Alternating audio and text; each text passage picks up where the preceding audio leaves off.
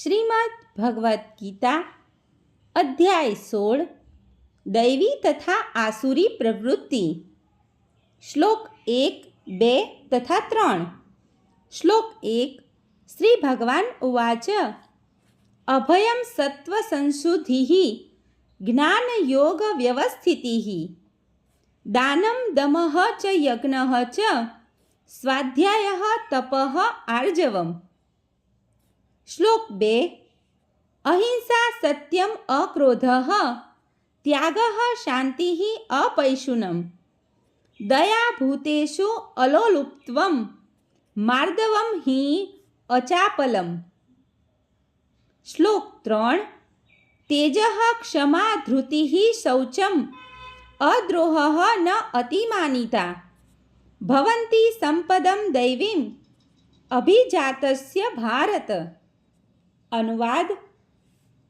પૂર્ણ પુરુષોત્તમ પરમેશ્વર બોલ્યા, હે ભરતપુત્ર, નિર્ભયતા, આત્મશુદ્ધિ, આધ્યાત્મિક જ્ઞાનનું સંવર્ધન, દાન, આત્મસંયમ, યજ્ઞપરાયણતા, વેદા અધ્યયન, તપશ્ચર્યા, સાદાઈ, અહિંસા, સત્યતા, ક્રોધવિહીનતા, ત્યાગ, શાંતિ, છિદ્રા અન્વેષણ, અરુચિ, જીવમાત્ર પર દયા, નિર્લોભીપણું, સૌમ્યતા, લજ્જા, નિશ્ચય, તેજ, ક્ષમા, ધૈર્ય, પવિત્રતા, ઈર્ષાથી મુક્તિ તથા માનની ઈચ્છાથી મુક્તિ આ સર્વ દિવ્ય ગુણો છે કે જે દૈવી પ્રકૃતિવાળા દેવતુલ્ય પુરુષોમાં જોવા મળે છે. ભાવાર્થ. 15મા અધ્યાયના આરંભમાં આ ભૌતિક જગતરૂપી અસ્વસ્થ વૃક્ષનું નિરૂપણ થયું છે. તે વૃક્ષમાંથી નીકળતા વધારાના મૂળિયાઓની સરખામણી જીવાત્માઓના શુભ તથા અશુભ કર્મો સાથે કરી હતી. 9મા અધ્યાયમાં પણ દેવો તથા અસુરોનું વર્ણન થયું છે. હવે વૈદિક કર્મકાંડ પ્રમાણે સત્વગુણમાં કરેલા સર્વ કર્મ મુક્તિ પંથે પ્રગતિ કરવા માટે શુભ ગણાય છે અને એવા કાર્યો દૈવી પ્રકૃતિ તરીકે જાણવામાં આવે છે. જે મનુષ્યો દૈવી પ્રકૃતિમાં અવસ્થિત હોય છે તેઓ મુક્તિના માર્ગે પ્રગતિ કરે છે. આનાથી ઉલટું રજોગુણ તથા તમોગુણમાં રહી કાર્ય કરનારા મનુષ્યો માટે મુક્તિની કોઈ શક્યતા નથી. તે લોકોને કાં તો આ ભૌતિક જગતમાં રહેવું પડશે અથવા તો પશુ યોનિમાં કે તેથી પણ નિમ્ન પ્રકારની યોનિમાં જવું પડે છે. આ 16મા અધ્યાયમાં ભગવાન દૈવી પ્રકૃતિ તથા તેના ગુણો તેમજ આસુરી પ્રકૃતિ અને તેના ગુણોનું વર્ણન કરે છે. તેઓ આ ગુણોના લાભ તથા હાનિનું પણ વર્ણન કરે છે. દિવ્ય ગુણો અથવા દૈવી વૃત્તિઓથી યુક્ત થયેલા જન્મેલા મનુષ્યના સંદર્ભે પ્રયુક્ત થયેલો શબ્દ અભિજાતસ્ય મહત્વનો છે. દૈવી વાતાવરણમાં સંતાન પેદા કરવાને વૈદિક શાસ્ત્રોમાં ગર્ભાધાન સંસ્કાર કહે છે. જો માતા પિતા ઈચ્છતા હોય કે દિવ્ય ગુણો ધરાવતા સંતાન જન્મે તો તેમણે સામાન્ય જીવનમાં મનુષ્યો માટે નિર્દિષ્ટ 10 નિયમોનું પાલન કરવું જોઈએ. ભગવદ્ ગીતામાં આપણે પહેલાં શીખી ચૂક્યા છીએ કે ઉત્તમ સંતાન ઉત્પન્ન કરવા માટેનું જાતીય જીવન સ્વયં કૃષ્ણ છે. જાતીય જીવનની પ્રક્રિયાનો ઉપયોગ કૃષ્ણ ભાવનામૃતમાં થતો હોય તો તેને વખોડવામાં આવ્યું નથી. જે લોકો કૃષ્ણ ભાવનામૃતમાં છે ઓછામાં ઓછું તેમણે તો કૂતરા બિલાડાની જેમ સંતતિ પેદા ન કરવી જોઈએ. તેમણે એવી સંતતિ પેદા કરવી જોઈએ કે જે જન્મ્યા પછી કૃષ્ણ ભાવના પરાયણ થઈ શકે. કૃષ્ણ ભાવનામૃતમાં મગ્ન રહેતા મા બાપથી ઉત્પન્ન થયેલા સંતાનોને આટલો લાભ તો મળવો જ જોઈએ. જે સંસ્થા સમાજને સામાજિક જીવનના 4 વિભાગોમાં તેમજ વ્યવસાય તથા વર્ણોના 4 વિભાગોમાં વિભાજિત કરે છે તે વર્ણાશ્રમ ધર્મની અવસ્થા માનવ જન્મને જન્મના આધાર પર વિભાજિત કરવા માટે નથી. આવું વિભાજન લાયકાતના આધાર પર કરવામાં આવે છે અને તે શાંતિ તથા સુખ સમૃદ્ધિ લાવવા માટે હોય છે. અહીં જે ગુણોનો ઉલ્લેખ થયો છે તેમને દિવ્ય કહેવામાં આવ્યા છે અને તે ગુણો આધ્યાત્મિક જ્ઞાનમાં પ્રગતિ કરનાર મનુષ્યો માટે છે કે જેથી તે ભૌતિક જગતથી મુક્ત થઈ શકે. વર્ણાશ્રમ સંસ્થામાં સંન્યાસીને સમસ્ત સામાજિક વર્ણો તથા આશ્રમોમાં મુખ્ય અથવા ગુરુ ગણવામાં આવે છે. બ્રાહ્મણને સમાજના અન્ય 3 અર્થાત ક્ષત્રિયો, વૈશ્યો તથા ક્ષુદ્રોનો ગુરુ માનવામાં આવે છે. પરંતુ સંન્યાસી આ સંસ્થામાં શિખર પર હોય છે અને બ્રાહ્મણોનો પણ ગુરુ ગણાય છે. સંન્યાસી માટે નિર્ભયતા એ પ્રથમ યોગ્યતા હોવી જોઈએ. સંન્યાસીને કોઈ સહાય વિના અથવા સહાયની બાહેંધરી વિના એકાકી રહેવાનું હોય છે. તેથી તેને તો કેવળ પૂર્ણ પુરુષોત્તમ પરમેશ્વરની કૃપા ઉપર જ આધાર રાખવાનો હોય છે. જે મનુષ્યના મનમાં થતું હોય કે સર્વ બંધનનો પરિત્યાગ કર્યા પછી મારું રક્ષણ કોણ કરશે, તો તેણે સંન્યાસ આશ્રમ ગ્રહણ ન કરવો જોઈએ. તેને એવો પૂર્ણ વિશ્વાસ હોવો જોઈએ કે કૃષ્ણ અથવા પૂર્ણ પુરુષોત્તમ પરમેશ્વર પરમાત્મા તરીકે અંતર્યામી સ્વરૂપમાં હર હંમેશ અંદર બિરાજે છે, કે તેઓ સર્વ જોઈ રહ્યા છે અને મનુષ્ય શું કરવા ધારે છે તે પણ જાણતા હોય છે. એ રીતે મનુષ્યને દ્રઢ વિશ્વાસ હોવો જોઈએ કે પરમાત્મા સ્વરૂપે કૃષ્ણ શરણાગત વ્યક્તિનું રક્ષણ કરશે. મનુષ્યે વિચારવું જોઈએ કે હું કદાપી એકલો નથી. ભલે હું આ જંગલના અંધાર પ્રદેશમાં રહેતો હોઉં તો પણ કૃષ્ણ મારા સંગાથમાં રહેશે અને તેઓ મારું સર્વથા રક્ષણ કરશે. આવો વિશ્વાસ અભયમ અર્થાત નિર્ભયતા કહેવાય છે. સંન્યાસ આશ્રમમાં મનુષ્યની આવી મનઃસ્થિતિ જરૂરી છે. ત્યારે તેને પોતાના અસ્તિત્વને શુદ્ધ કરવાનું હોય છે. સંન્યાસ આશ્રમમાં પાલન કરવા જરૂરી એવા અનેક નીતિ નિયમો છે. સંન્યાસીએ કોઈ સ્ત્રી સાથે ઘનિષ્ઠ સંબંધ રાખવો ન જોઈએ. એવો નિયમ સૌથી વધુ અગત્યનો છે.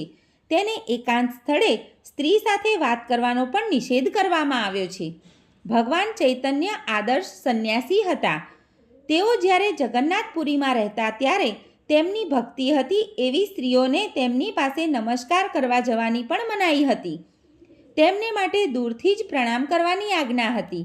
આ સ્ત્રી જાતિ પ્રતિ ઘૃણાભાવનું ચિહ્ન નથી, પરંતુ સંન્યાસી માટે નિર્દિષ્ટ પ્રતિબંધ હતો કે તેણે સ્ત્રીઓ સાથે નિકટ સંબંધમાં આવવું ન જોઈએ.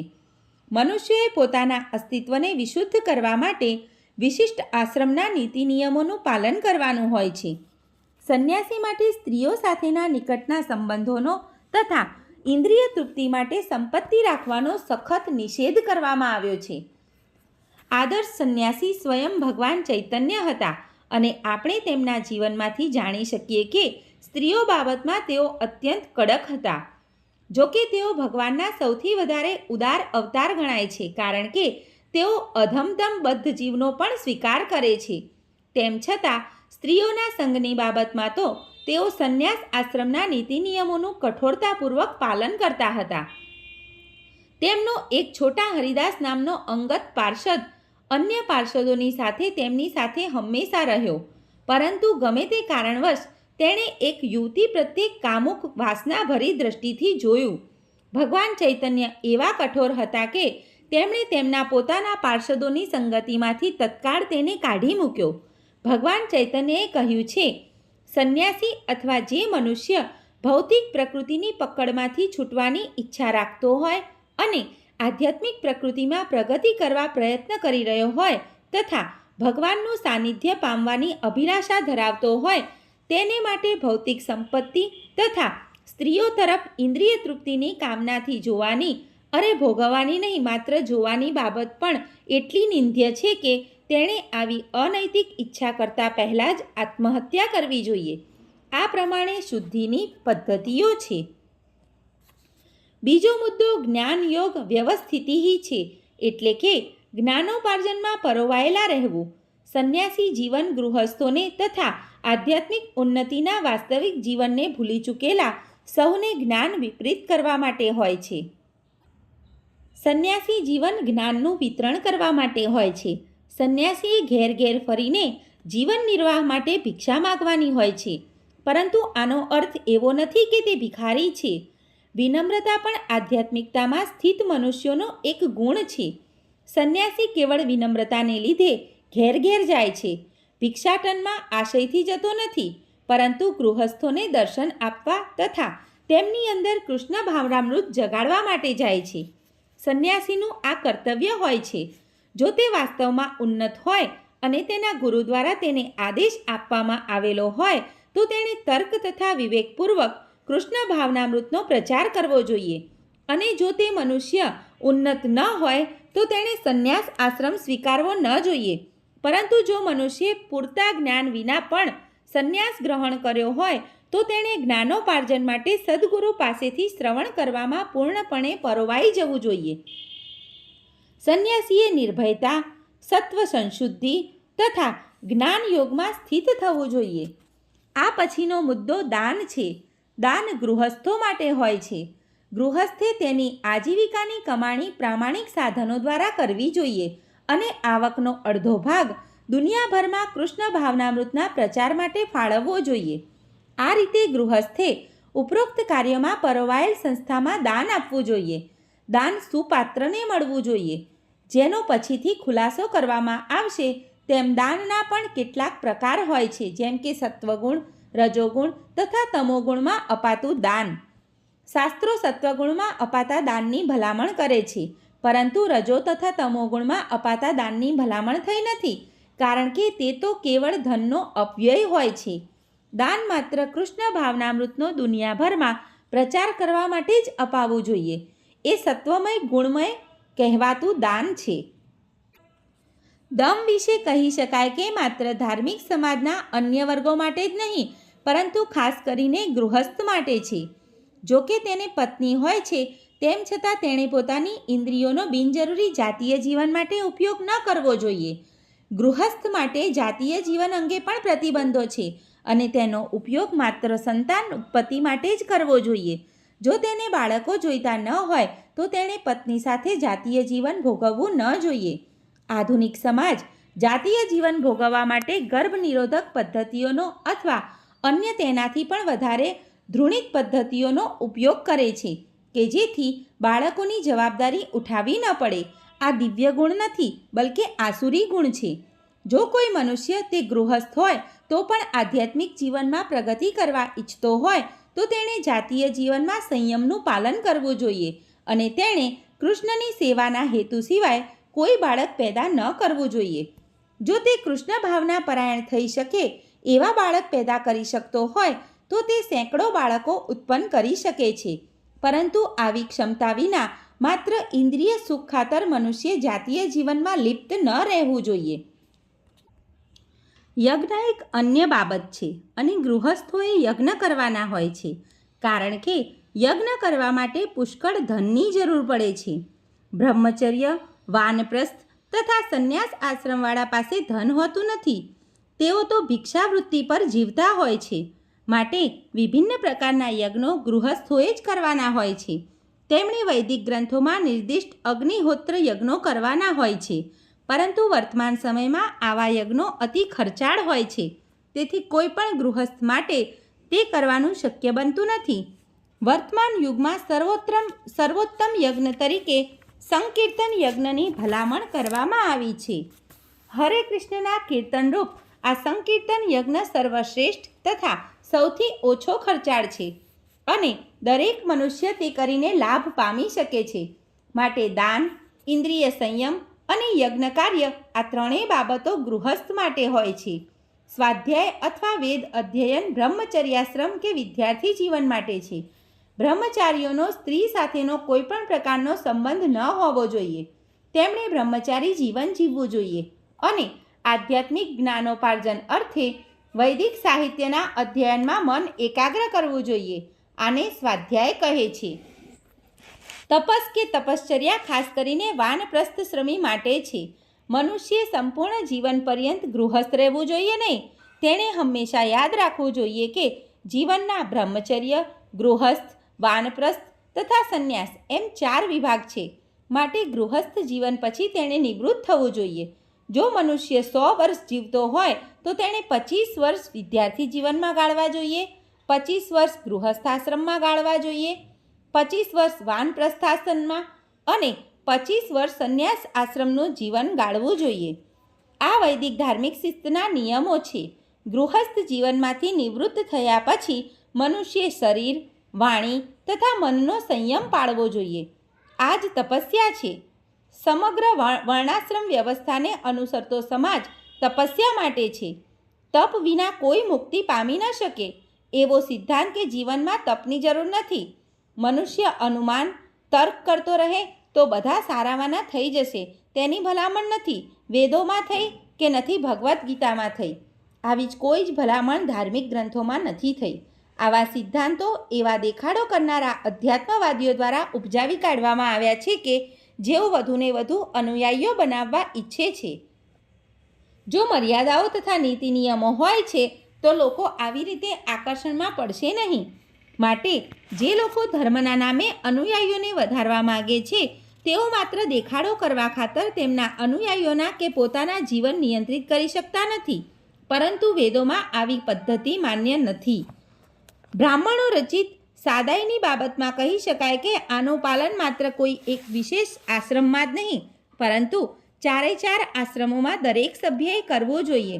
પછી ભલે તે બ્રહ્મચર્ય, ગૃહસ્થ, વાનપ્રસ્થ કે સંન્યાસાશ્રમમાં રહેલો હોય. મનુષ્ય અત્યંત સાદા ને સરળ થવું જોઈએ. અહિંસા એટલે કોઈ જીવાત્માના પ્રગતિશીલ જીવનને રોકવું નહીં. કોઈ મનુષ્ય એવો વિચાર ન કરે કે શરીરનો વધ થયા પછી પણ આત્મા અર્થાત ચેતન સ્ફુલ્લિંગ મળતો નથી. માટે ઇન્દ્રિય તૃપ્તિ ખાતર પશુવધ કરવામાં કોઈ નુકસાન થતું નથી. અનાજ, ફળ તથા દૂધ વિપુલ પ્રમાણમાં મળે છે, છતાં લોકો માંસાહારના વ્યસની થયા છે. પશુઓના વધની કોઈ જ જરૂર નથી. આ શાસ્ત્ર આજ્ઞા દરેક મનુષ્ય માટે છે. જ્યારે કોઈ અન્ય વિકલ્પ રહેતો ન હોય ત્યારે મનુષ્ય પશુને હણી શકે, પરંતુ તેને યજ્ઞ અર્પણ કરવું જોઈએ.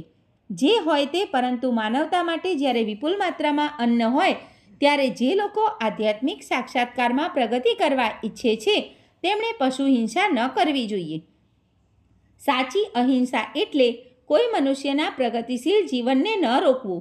પશુઓ સુદ્ધા પોતાના વિકાસક્રમમાં એક પશુયોનીમાંથી બીજી પશુયોનીમાં દેહાંતર કરીને પ્રગતિ કરે છે.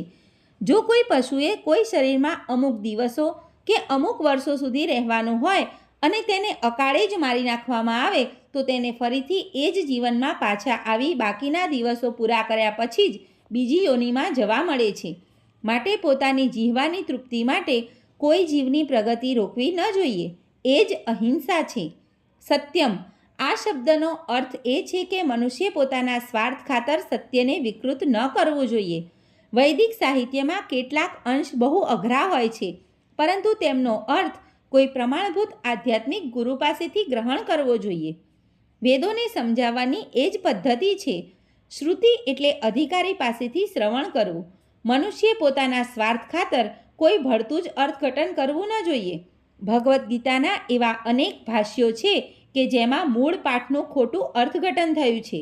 શબ્દનો વાસ્તવિક ભાવાર્થ રજૂ કરવો જોઈએ અને તે સદ્ગુરુ પાસેથી જ શીખવું જોઈએ. અક્રોધ એટલે ગુસ્સાને રોકવો.